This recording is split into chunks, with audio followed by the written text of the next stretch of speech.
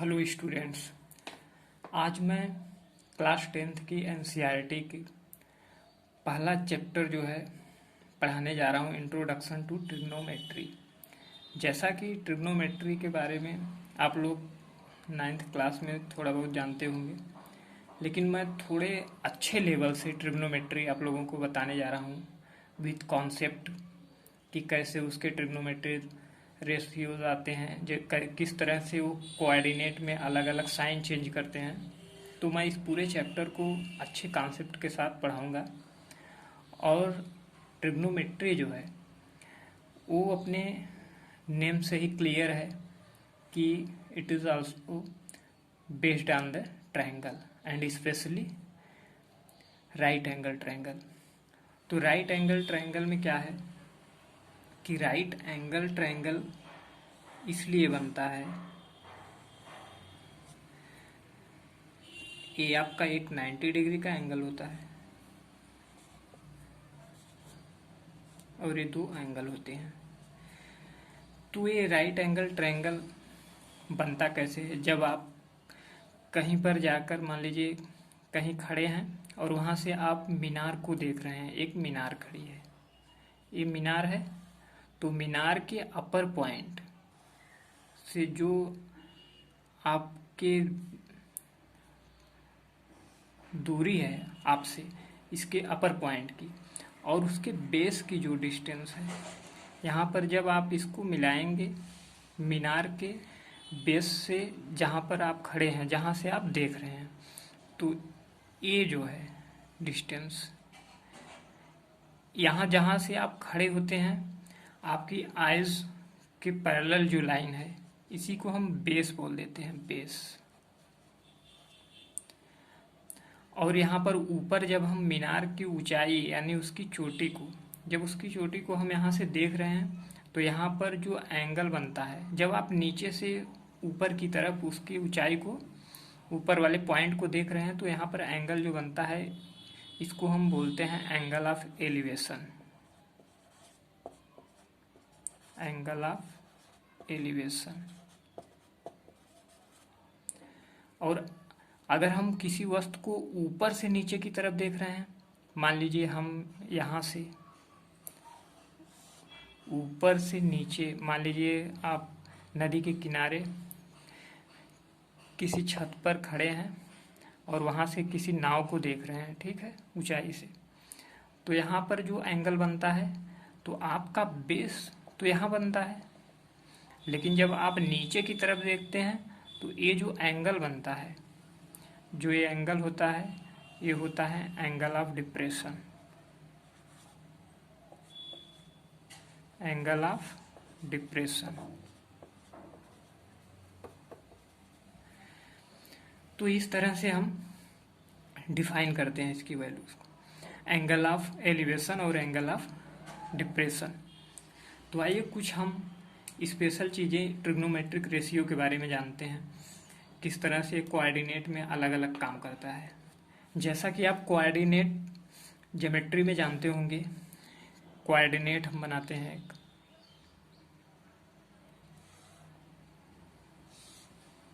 ये आपका कोऑर्डिनेट है। कोऑर्डिनेट में आप जानते हैं कि ये एक्स एक्सिस होती है और ये वाई एक्सिस होती है। और एक्स एक्सिस को हम क्या बोलते हैं, और इसको बोलते हैं हम कोऑर्डिनेट।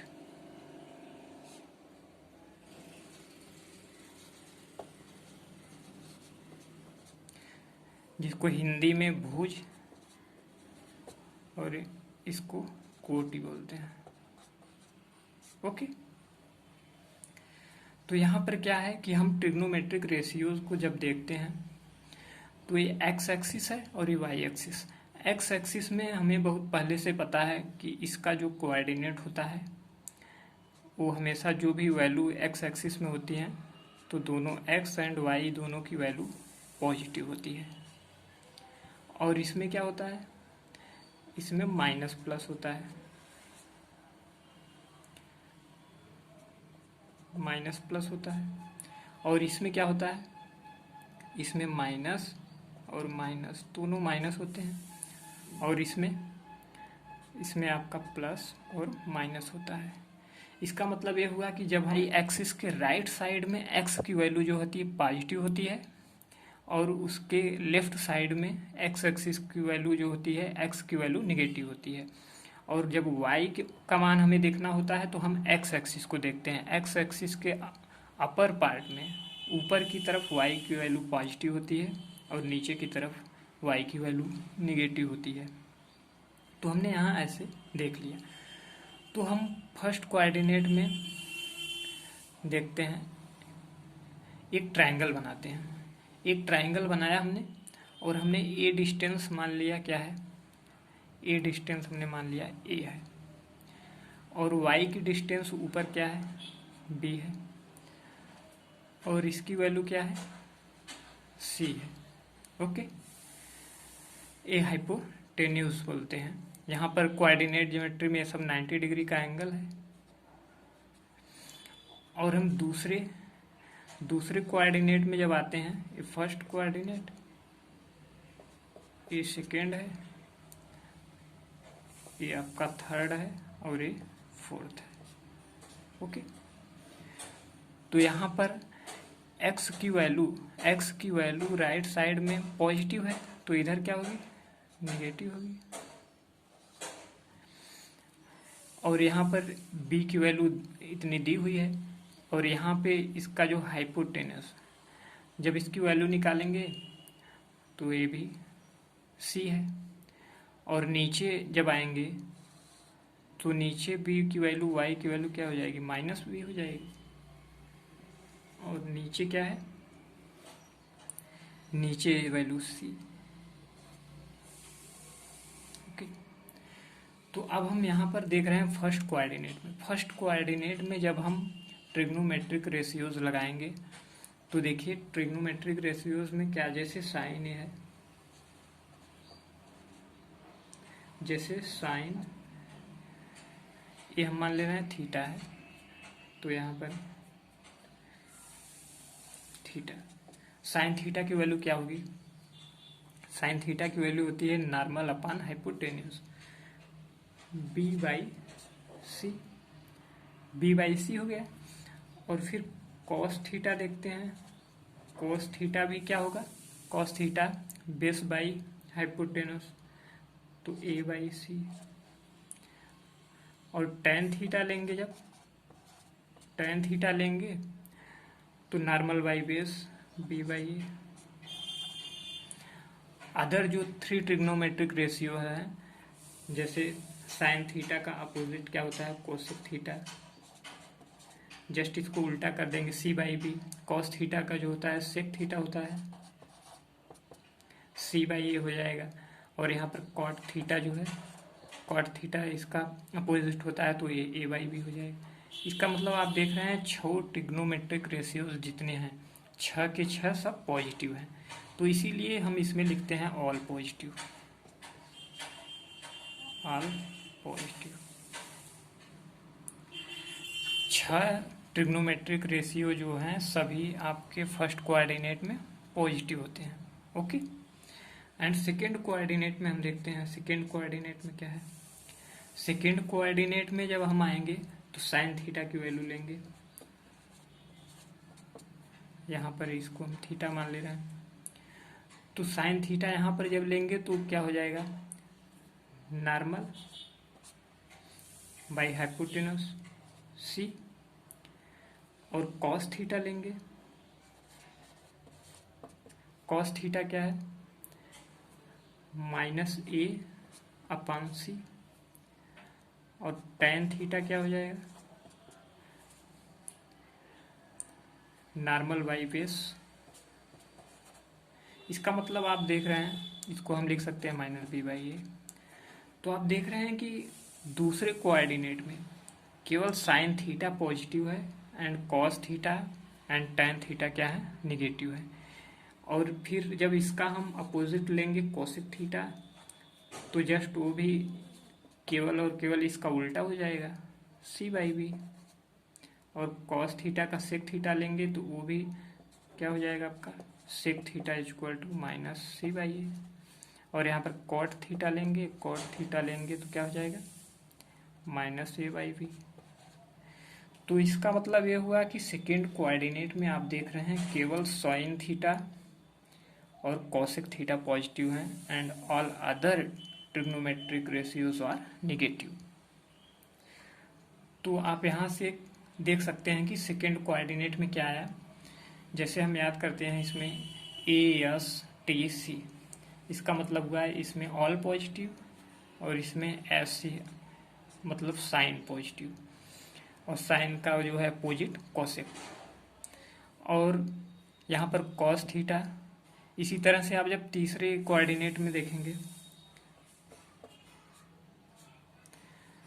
तीसरे कोऑर्डिनेट में क्या है, तीसरे कोऑर्डिनेट में जब ये थीटा आप लेंगे, थीटा आप कहीं भी ले सकते हैं, इसको भी ले सकते हैं, इसको भी ले सकते हैं, इसमें भी चाहे यहाँ पर ले सकते हैं, वैल्यूज वही आएंगी।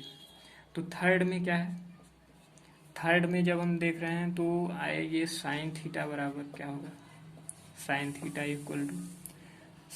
इक्वल टू हो जाएगा normal by hypotenuse minus b/c, लंब डिवाइडेड बाई कार्ड। और कॉस थीटा क्या हो जाएगा,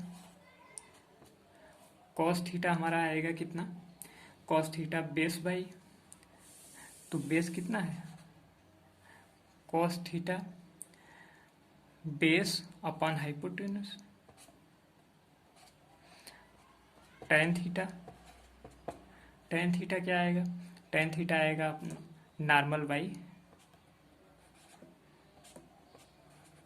बेस। तो यहाँ पर माइनस माइनस से कैंसिल हो जाएगा b/a। आप यहाँ पर देख रहे हैं कि sign theta cos theta negative आए हैं, टेन थीटा क्या है पॉजिटिव आया है। इसका मतलब साइन थीटा का जो अपोजिट होगा वो भी निगेटिव होगा, कॉस थीटा का अपोजिट सेक थीटा भी निगेटिव होगा, और टेन थीटा का अपोजिट कॉट थीटा जो है वो भी ये पॉजिटिव होगा। इसका मतलब ये हुआ है ये दोनों ट्रिग्नोमेट्रिक रेशियोज एंड इनके अपोजिट क्या है, निगेटिव है, और टेन थीटा कॉट थीटा क्या है, पॉजिटिव है। इसी तरह आप चौथे में भी ये रूल लगाएंगे तो उसमें भी देखेंगे कॉस थीटा पॉजिटिव आएगा और उसका अपोजिट सेक थीटा और सारे के सारे निगेटिव। तो मेरे कहने का मतलब यही है कि यहाँ कहाँ से कैसे ये सब निगेटिव पॉजिटिव आए, तो हमने इसके बारे में आपको बता दिया ट्रिग्नोमेट्रिक रेशियोज में। इस चैप्टर को शुरू करने के पहले हम कुछ कंडीशंस बता रहे हैं जो इसमें यूज होगा, जैसे similarity of the triangle, congruency of the triangle, इसका मतलब समरूपता, त्रिभुज की समरूपता और सर्वांग समता। सिमिलैरिटी और कॉन्ग्रुएंसी क्या होती है, सिमिलैरिटी क्या है,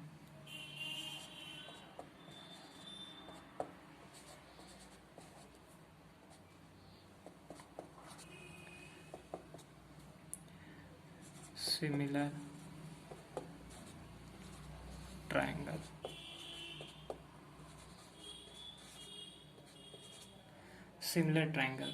सिमिलर ट्रायंगल में क्या होता है, सिमिलर ट्रायंगल में जो कंडीशन होती है, एक कंडीशन होती है AAA।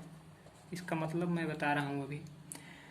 इसका मतलब ये हुआ अगर हमारे पास दो ट्रायंगल हैं, अगर हमारे पास दो ट्रायंगल है ABC और एक है PQR, अगर ये दोनों ट्रायंगल हमारे पास हैं तो इस कंडीशन का मतलब ये हुआ कि हमारे तीनों के तीनों एंगल, जो तीनों एंगल हैं वो सेम है। इसका मतलब ए एंगल इसके बराबर है, ए एंगल इसके बराबर है, ए एंगल इसके बराबर है। इसका मतलब ये हुआ। सिमिलर ट्रायंगल में यही कंडीशन मेन होती है कि उसके एंगल जिनके बीच हम सिमिलैरिटी पाना चाह रहे हैं उसमें सारे के सारे एंगल, सभी एंगल जो आपके इक्वल होंगे। ओके, तो ये हो गया AAA। तो आइए SSS क्या है, SSS ये दूसरी कंडीशन है, ये पहली कंडीशन सिमिलैरिटी की और ये दूसरी कंडीशन है। दूसरी कंडीशन में इसमें क्या करते हैं, इसमें भी दो ट्रायंगल हम लिए,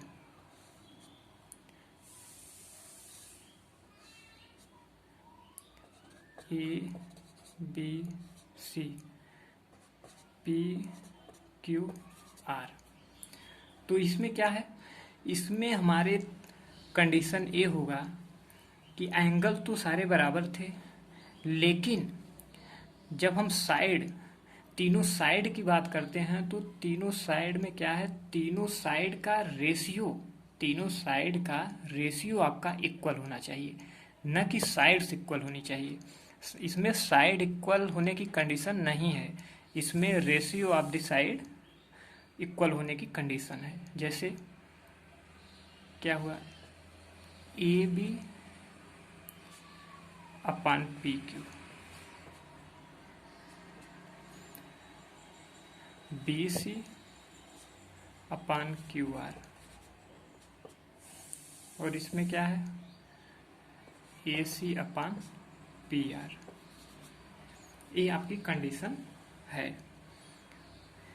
यानी फर्स्ट क्या है, फर्स्ट में तीनों एंगल सेम होने चाहिए, एंड सेकेंड में ratio of the sides of the all three sides क्या होंगी, इक्वल होंगी। ये आपकी दूसरी कंडीशन है। और तीसरी कंडीशन क्या है, एस ए एस क्या है, एस में हम जब दो ट्रायंगल देख रहे हैं, यहाँ पे दो ट्रायंगल है, A B C P Q R, तो इसमें क्या है कि दो साइड्स का रेशियो क्या होना चाहिए, दो साइड के रेशियो इक्वल होने चाहिए। तो ये जो इंक्लूडिंग दो साइड्स है, दो साइड में क्या है, मान लीजिए ए और बी, हमने मान लिया ए और बी, मान लिया हमने, चलिए दो साइड, जैसे इसको ले लिया हमने, इसको ले लिया, इसको ले लिया, इसको ले लिया, तो इन दोनों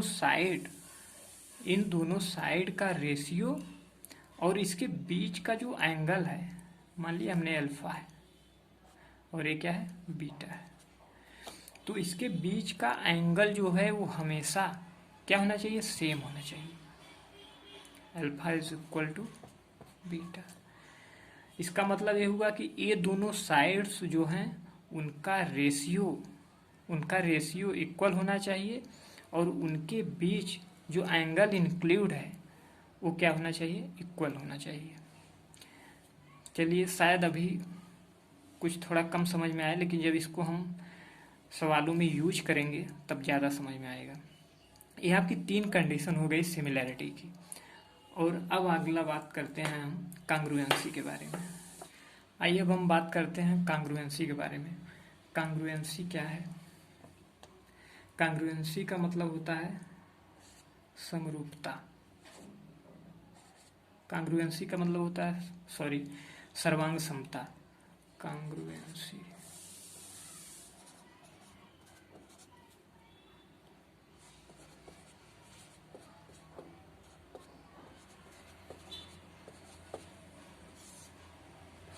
सर्वांग समता, और सिमिलैरिटी को हम समरूपता बोलते हैं। कांग्रुएंसी का सर्वांग समता। सर्वांग समता में क्या है? सर्वांग समता में एक कंडीशन होती है कि सर्वांग समता में आपका, जैसे हमने दो ट्रायंगल ले लिया,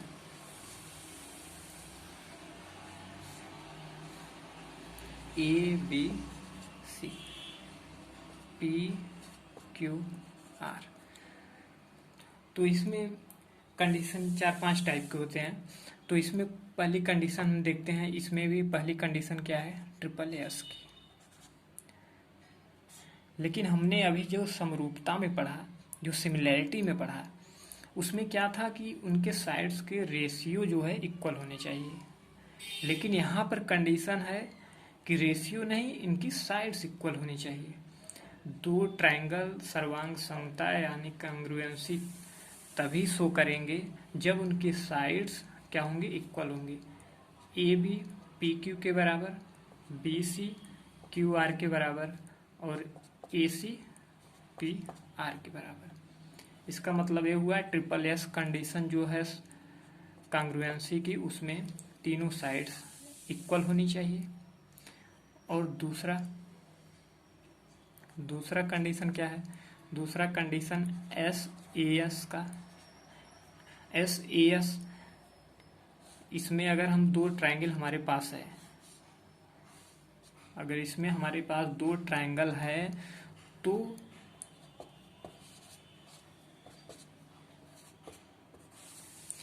इसमें क्या करते हैं, इसमें दो साइड कोई भी दो साइड ले लीजिए।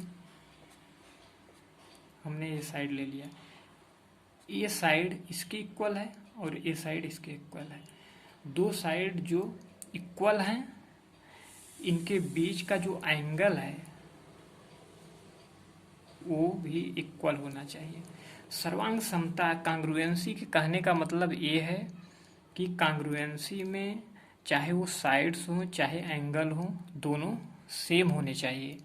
जबकि सिमिलैरिटी में ऐसा नहीं है। सिमिलैरिटी में एंगल बराबर होते हैं, बट साइड्स जो होती हैं, साइड्स के रेशियो बराबर होते हैं। ओके, तो ये दूसरा कंडीशन हो गया। और तीसरा कंडीशन क्या है? तीसरा कंडीशन हम देखते हैं A S A. A S A में क्या है?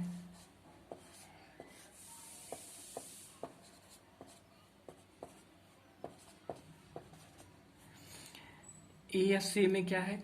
ए एस ए में आप देख रहे हैं दो एंगल।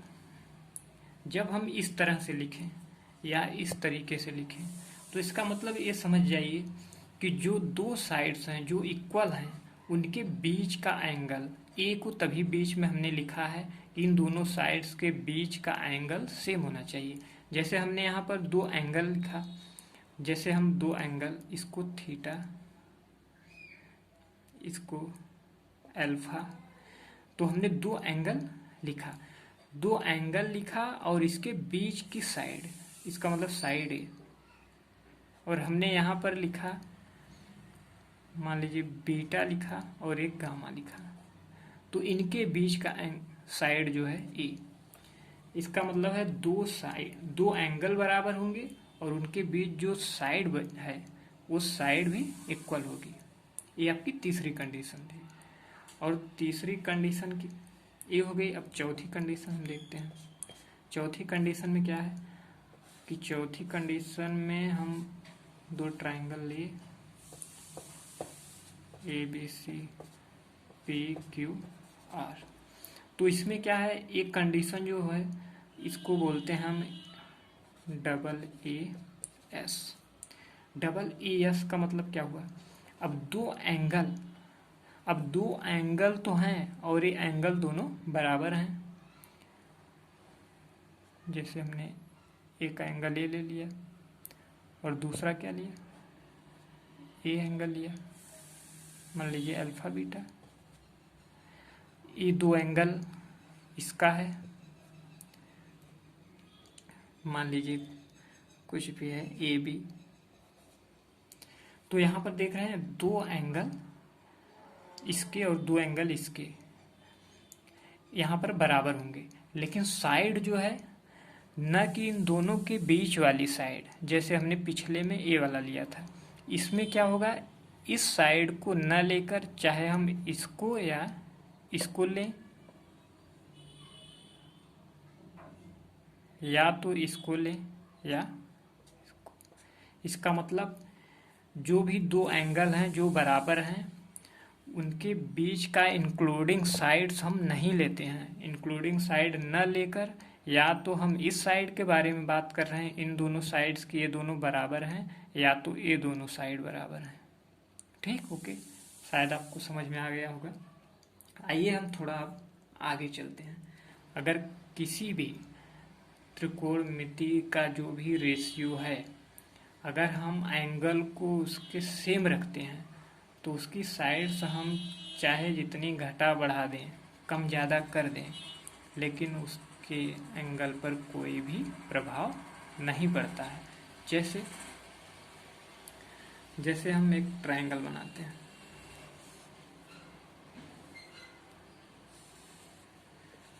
ए बी सी, ये हमारा एक ट्रायंगल है। इस ट्रायंगल में हम क्या करते हैं, एक छोटा ट्रायंगल बना दे रहे हैं एम पी, और इसको हम आगे भी बढ़ा दे रहे हैं।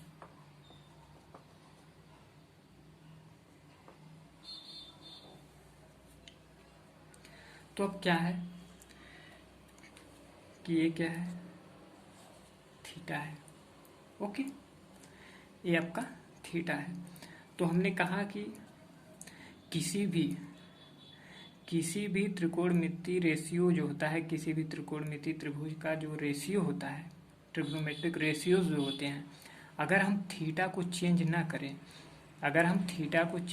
करें, और उस ट्रायंगल की साइड्स को या तो हम घटा दें या बढ़ा दें, तो उसके एंगल पर कोई भी इफेक्ट नहीं पड़ता है, कोई भी प्रभाव नहीं पड़ता है। तो हम अब क्या करते हैं, अब हमने जैसे अभी आया सिमिलैरिटी क्या होता है, तो आइए हम देखते हैं कि सिमिलैरिटी लगाते कैसे हैं। अब यहाँ पर हम सिमिलैरिटी के माध्यम से, उसके थ्रू हम प्रूफ करेंगे कि एंगल उसका चेंज नहीं होता है अगर हम उसकी साइड्स को की लेंथ को बढ़ा दे रहे हैं। तो क्या करते हैं कि एक एंगल हम लेते हैं, ट्रायंगल जो है एपीएम एंड ट्रायंगल एबीसी। ठीक, ये तो हो गया। तो अब हम क्या करते हैं, अब एंगल जो है इसका, जो ट्रायंगल हम ए ले रहे हैं, तो हमने एक अभी कंडीशन उसकी पढ़ी थी, एक थी ट्रिपल एस की, एक थी ट्रिपल ए की, और एक एस की थी।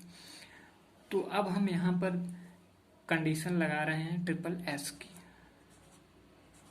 एस की कंडीशन हम लगा रहे हैं। ट्रिपल एस में क्या है कि तीनों साइड्स का रेशियो जो होता है सेम होता है सिमिलैरिटी में।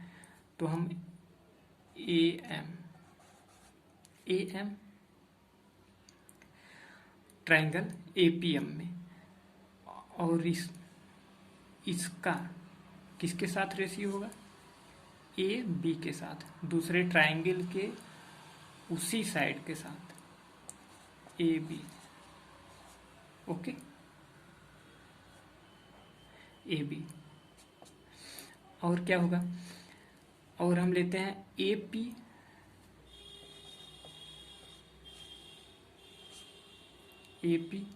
अपान ए सी। ओके, और तीसरी साइड क्या है, तीसरी साइड हमारी है बी सी अपान पी एम। ओके, तो अब हम यहाँ क्या कर रहे हैं कि हम पहले दो को यूज कर दे रहे हैं, इन दो को, AP.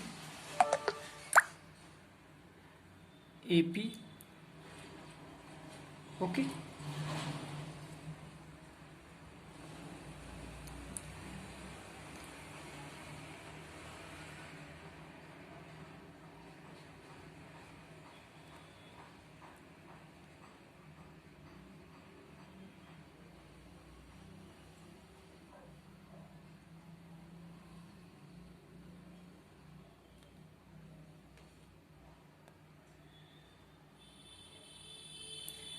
AP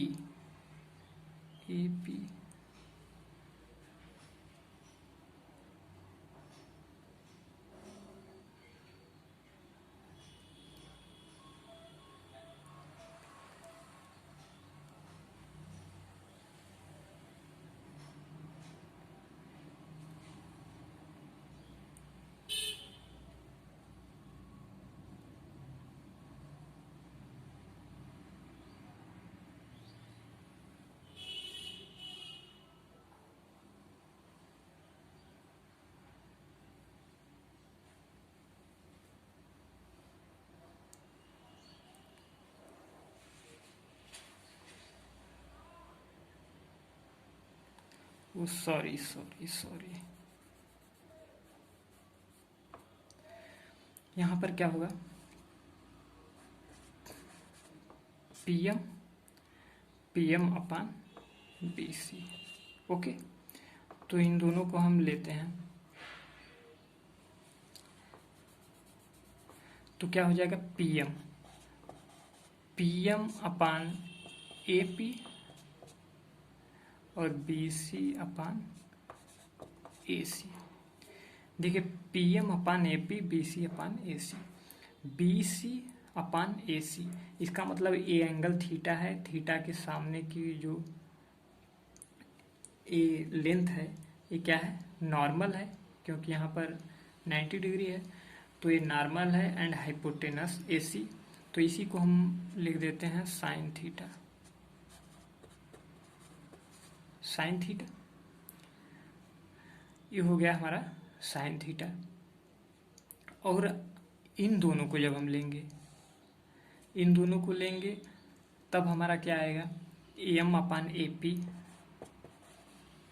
A M upon A P और ए बी अपान ए सी। और इस कंडीशन में क्या होगा, A M upon A P, इस कंडीशन में हमारा क्या होगा, कॉस थीटा। ओके, और फिर M P upon A M,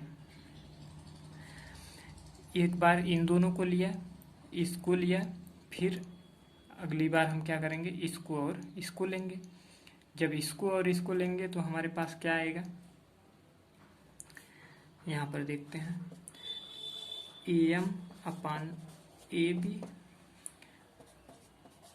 P M upon B C, P M upon B C, और इसी को हम लिख सकते हैं A M upon P M, A M upon P M और A B upon B C, और यही आपके tan थीटा के इक्वल होगा। तो आप देख रहे हैं कि इसके कहने का क्या मतलब है, कि अगर आप इसकी साइड्स को बढ़ा दे रहे हैं, ओके, इसकी साइड्स को अगर आप बढ़ा दे रहे हैं इस ट्रायंगल के, या तो घटा देंगे, और अगर थीटा वही है, अगर थीटा सेम है, तो उसके रेशियो पर कोई प्रभाव नहीं पड़ेगा, ट्रिग्नोमेट्रिक रेशियो पर। देखिए, sign theta, cos theta, tan theta, ये सब ट्रिग्नोमेट्रिक रेशियो ही हैं। तो साइन थीटा की वैल्यू आप देखिए, चाहे आप छोटे ट्रायंगल में देखेंगे, चाहे आप बड़े ट्रायंगल में देखेंगे, इतना अपान इतना equal to be C upon A C. इसका मतलब ये हुआ कि चाहे आप छोटे वाले ट्रायंगल की वैल्यू लिख रहे हैं रेशियो के रूप में, या बड़े वाले की वैल्यू लिख रहे हैं, लेकिन साइन थीटा चेंज नहीं हो रहा है, उसकी वैल्यू वही आ रही है। उसी तरह से कॉस थीटा में भी है, उसी तरह से टेन थीटा में भी है। इसका मतलब यही हुआ कि अगर का मतलब साइड जो है आप चेंज कर रहे हैं, कम या ज़्यादा कर रहे हैं, लेकिन उसकी थीटा की वैल्यू को आप चेंज नहीं कर रहे हैं, तो ट्रिग्नोमेट्रिक रेशियो पर कोई भी फर्क नहीं पड़ेगा। ओके, ये बात शायद आप लोगों को समझ में आ गई होगी। आइए एक सवाल देखते हैं जो एग्जाम्पल में आपके बुक में दिया हुआ है। तो ये एग्जाम्पल क्या है,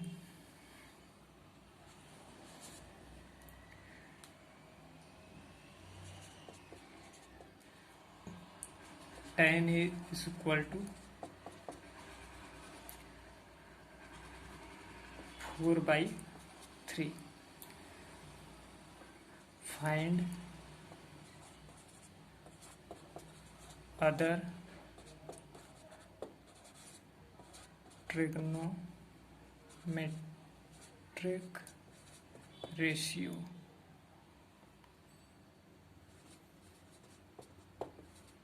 ओके, तो आप tan A का वैल्यू दिया है, इसमें tan A की वैल्यू दिया है, और अदर ट्रिग्नोमेट्रिक वैल्यू आपको निकालनी है। जैसे आप एक ट्रायंगल लिए, ट्रायंगल में अब ABC ये 3 पॉइंट है, तो इसमें tan A की वैल्यू 4 और 3 दिया है। tan A, तो यही tan A है, A हम इसी को मान लेते हैं, तो tan A क्या होता है, नॉर्मल बाई बेस, इसका मतलब ये 4 है एंड ये 3 है। तो हमको हाइपोटेनस निकालना है। हाइपोटेनस कैसे निकालेंगे? ये तो रेशियो दिया है, इसकी एक्चुअल वैल्यू ये नहीं है, ये रेशियो है। तो मान लीजिए हमने इसकी एक्चुअल वैल्यू के लिए हमने इसमें क्या किया कि 4/3 है, तो हमने मान लिया कि जैसे 4:3 है, तो हमने इसकी एक्चुअल वैल्यू मान लिया कि चलिए एक साइड 4 के है एंड सेकेंड इज 3 के। तो हमको इसकी वैल्यू पता करनी है। जब इसकी वैल्यू आएगी तभी हम अदर ट्रिग्नोमेट्रिक रेशियोज निकाल पाएंगे। तो हम देखते हैं यहाँ पर इसकी ये वैल्यू क्या होगी, 4 के है एंड दिस इज 3 के है, 4 के 3 के। हालांकि अगर हम यहाँ पर इसकी रियल वैल्यू 4 के 3 के नहीं लिखते तब भी चल जाता। क्यों चल जाता? इसलिए चल जाता कि जो अदर ट्रिग्नोमेट्रिक रेशियोज हैं वो भी एक रेशियो ही है। जैसे यहाँ पर 4/3 है, उसी तरह अदर ट्रिग्नोमेट्रिक रेशियो जो आएंगे, चाहे sine theta, cos theta, cot theta कुछ भी आए, वो भी रेशियो के ही फॉर्म में रहेंगे। तो वहाँ पर के की वैल्यू कैंसिल हो जाएगी। तो के की वैल्यू यहाँ पर कोई मायने नहीं रखती है। ट्रिग्नोमेट्रिक रेशियो निकालते समय हम इसकी एक्चुअल वैल्यू ना लिखें तब भी सही ही होगा। सही इसलिए होगा कि वो फिर से जब हम रेशियो के फॉर्म में लिखेंगे तो के कैंसिल हो जाएगा। तो फिर भी आप लोगों को डिटेल समझाने के लिए मैंने ऐसा किया है कि ये रेशियो में था तो इसकी एक्चुअल वैल्यू हमने मान लिया। रेशियो में था तो इसका मतलब इसमें कुछ कॉमन रहा होगा जो कैंसिल हो गया होगा, इसलिए रेशियो इतना आया जो आपका कैंसिल नहीं हो रहा है। इसका मतलब ये क्या है, ये वैल्यूज़ इसमें कुछ भी कॉमन नहीं है। तो मान लिया हमने कुछ वैल्यू जो थी इसमें मल्टीप्लाई के है, जो इसमें मल्टीप्लाई हुआ रहा होगा लेकिन वो रेशियो की वजह से कैंसिल हो गया। तो हमने मान लिया 4 के एंड 3 के हो गए। तो इसमें हम पाइथागोरस थ्योरम लगाते हैं, और पाइथागोरस थ्योरम में क्या होता है, हाइपोटेनस का स्क्वायर आपका नॉर्मल का स्क्वायर प्लस बेस का स्क्वायर।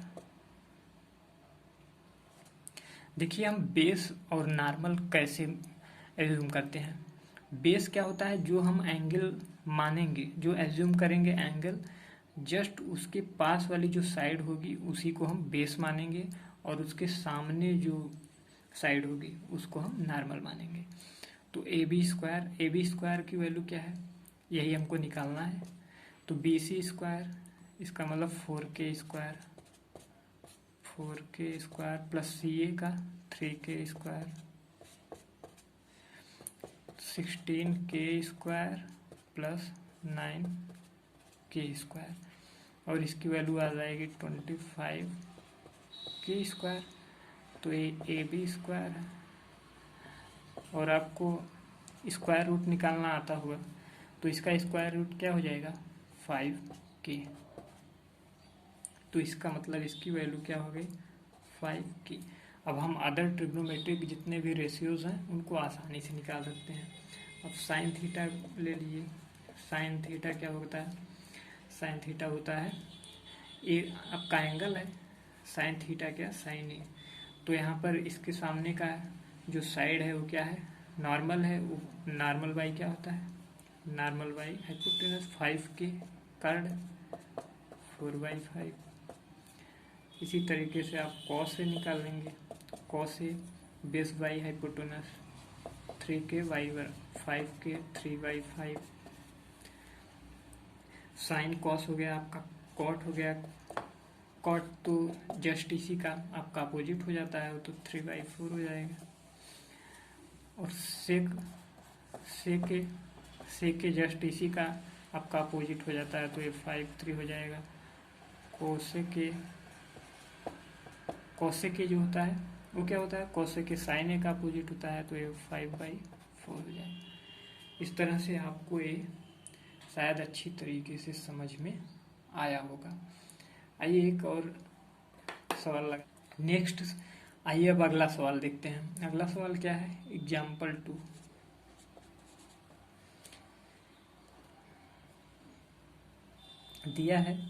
दिया है कि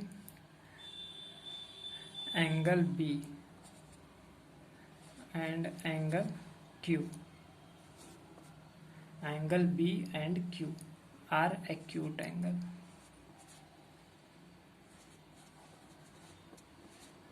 Acute angle. Angle B and Q are acute angle such that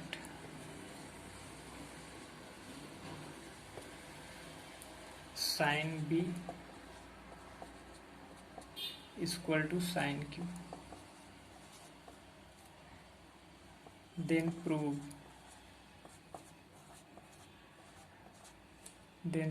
that angle B is equal to angle Q. तो हम इसमें क्या करते हैं कि दो आपका ट्रायंगल B एंड Q अलग अलग बोला है, तो इसका मतलब दो ट्रायंगल रहे होंगे। तो दो ट्रायंगल हम बना लेते हैं,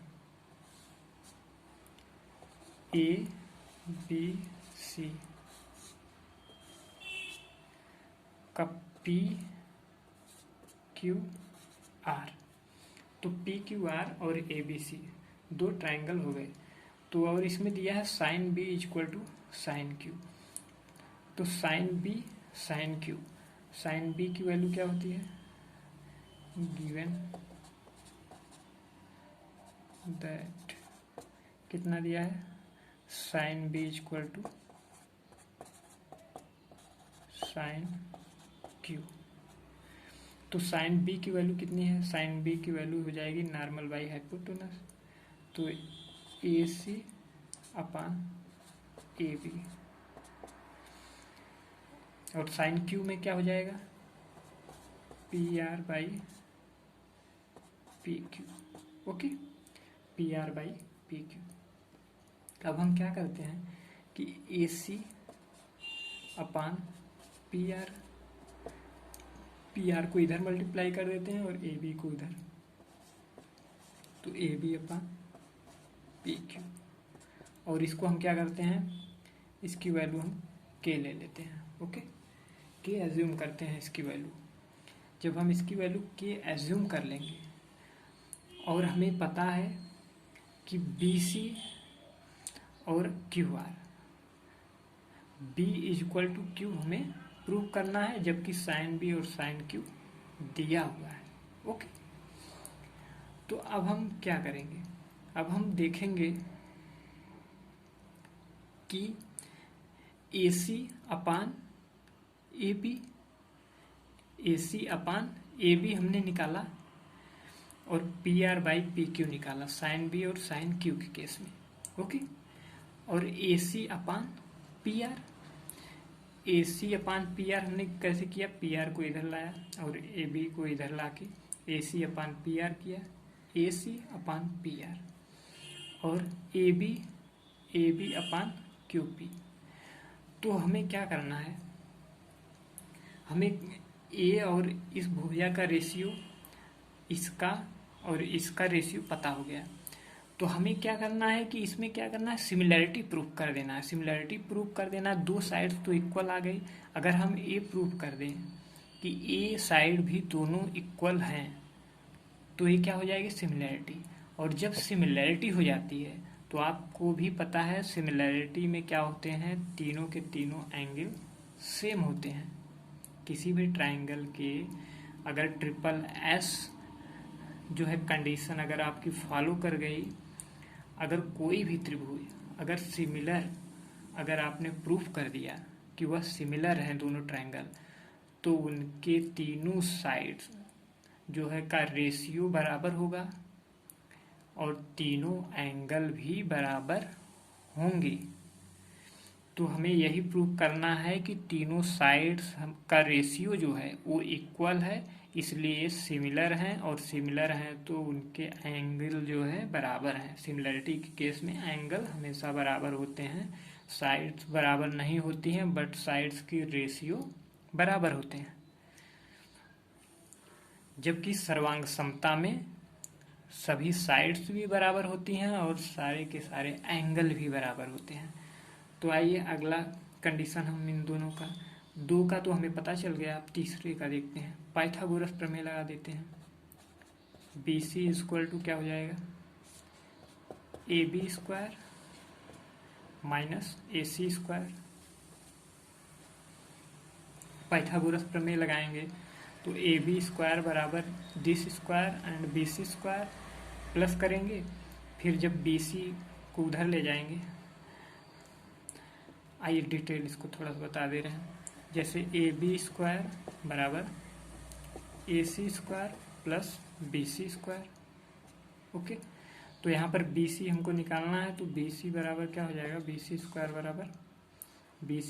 बराबर AB square minus AC square, और BC is equal to root AB square minus AC square. Okay, ठीक इसी तरह से आप P की क्यू वैल्यू निकालेंगे, क्यू आर की भी यही पाइथागोरस प्रमेय के थ्रू निकालेंगे, तो इसकी भी वैल्यू क्या आ जाएगी, हाइपोटेनस का स्क्वायर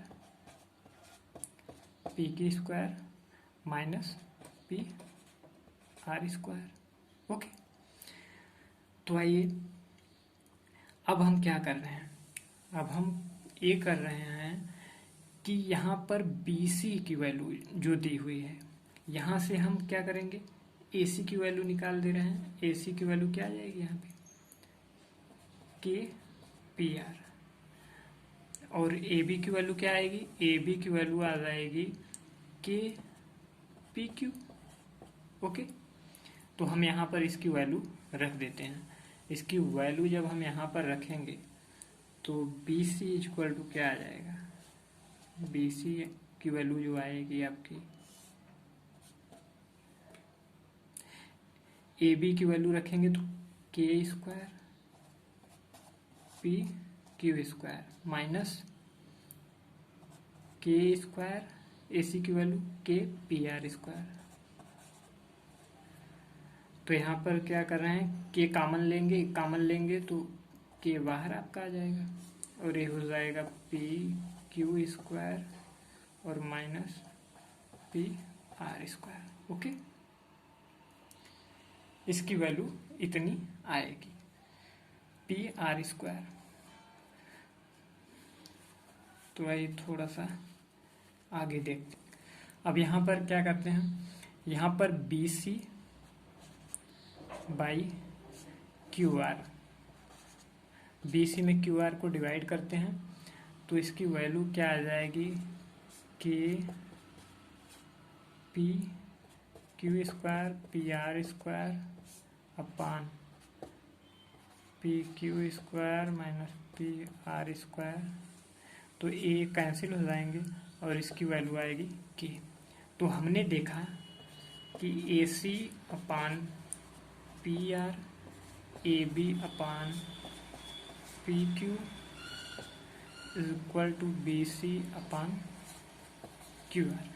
ये तीनों साइड का रेशियो इक्वल हो गया, इसका मतलब ट्रिपल S कंडीशन से आपका ये क्या हो गया, ट्रायंगल सिमिलर हो गया।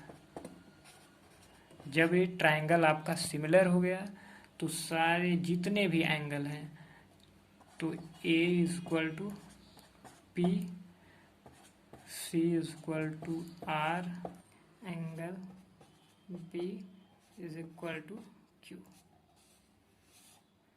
आपका प्रूव्ड हो गया। Okay, thank you. आज का लेक्चर यहीं समाप्त करते हैं।